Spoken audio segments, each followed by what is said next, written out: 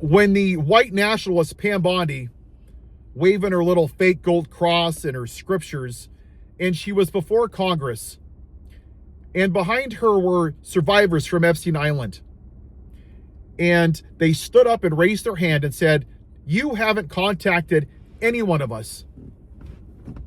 And she didn't even have the audacity to turn around and face them because she's a damn coward. There's a special place for her right next to Jeffrey Epstein one day. But then she said, "But the stock market's at 50,000. Oh, you should all be grateful." And it hit me. That is what white Christian nationalists are. They value worldly stuff. They're whores to capitalism. They preach the Bible and they have gold crosses and scripture in their bio and God first and bald eagles and flags and all the normal nationalistic stuff. But they don't build their wealth in heaven. They actually build it on earth. Every 4 years, whatever the Republican Party used to be, now it's Make America White again, a white supremacy cult. Are you better off? Well, first of all, that's a very selfish question. Are you better off? Oh, so I'm better off, so screw everybody else because I'm a selfish prick. But hey, love thy neighbor as thyself. That's the first reason they're not Christians or people of faith.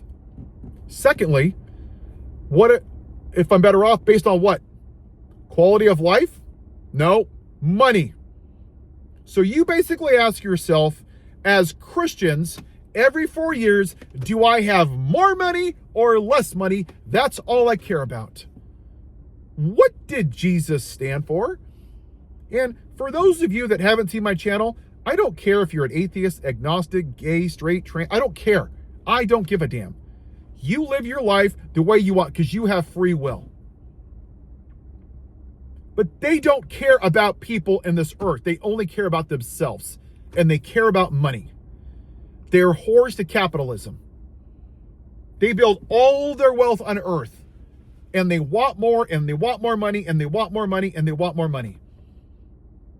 And in the 2024 election, it was symbolic of these white Christian nationalists. They didn't care about morality, decency, honesty, integrity, sexual assault, rape, protecting pedophiles, insurrection, none of it. I just want more money. He promised me money. You're supposed to build your wealth in heaven where moth and rust can't get to them. You're supposed to give unto Caesar what is Caesar's. You're supposed to love thy neighbor as thyself. You don't follow any of that. Elijah lived by a creek for 3 years during a drought, was fed by birds, never complained. Hell, Noah lived on an ark for a period of time. Paul, that I was named after, lived in prisons the last couple years of his life, never complained, never whined about the price of eggs or the radical left. The disciples went village to village with nothing but the shirts on their backs. Jesus was broke as a joke. Many people in the civil rights movement or people that just fought for good were people that didn't have a lot of earthly wealth. But you know what? They were people of faith because they didn't put their value in things of the world, and you people do, which is why you're not Christians. You're nothing more than modern day Pharisees, whores to capitalism.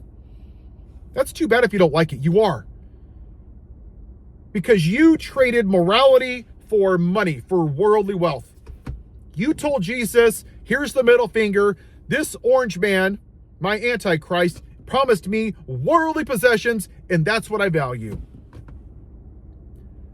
My favorite scripture is Job 2:10. Why do we thank God for all of the good, yet none of the adversity? And see, that's why you people aren't people of faith. Every time you have adversity, you lose your job, you don't have enough money, it's a test. But you don't see it as a test. You see it as a reason to hate the Democrats, the radical left. You see it as a reason to blame brown people and immigrants and transgender people and gay people and tampons in bathroom and tell me what your gender is. That's what you do. You're not serious people. You're clowns.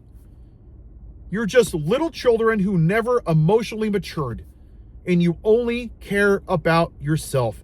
And it's ironic that some of the most kindest, compassionate, I'm going to use Christ-like as a metaphor, Christ-like Christian people that I know that actually live like Jesus lived are atheists or agnostics or might be gay or lesbian. Isn't that rich? That the people that actually follow what you preach don't even sit in church and don't even follow God. Isn't that ironic? That the most judgmental, least Christly people in this country have to throw it in your face. You know why that is? Because faith without works is dead. Your walk is empty, so you have to throw it in other people's faces. Look, I'm a Christian. Look, I have a cross. Look, I own a Bible. Look, I memorized a scripture. Look, you're a sinner. And those same people sit in church on Sunday and will demonize and scream from the rooftops, it's a sin to be gay. Pete Buttigieg, you can't sit next to me. Oh, but Donald Trump, who's a convicted felon, who assaults women and defends pedophiles, that's okay because, hey, God works in mysterious ways. He told me I'd have more money. It's in the name of God, and that's what you do. You people use God as a get-out-of-jail-free card for any level of racism, misogyny, sexism, as long as you're a horde of capitalism. Because the reality is, you don't serve the God in heaven. You serve the God in Mar-a-Lago.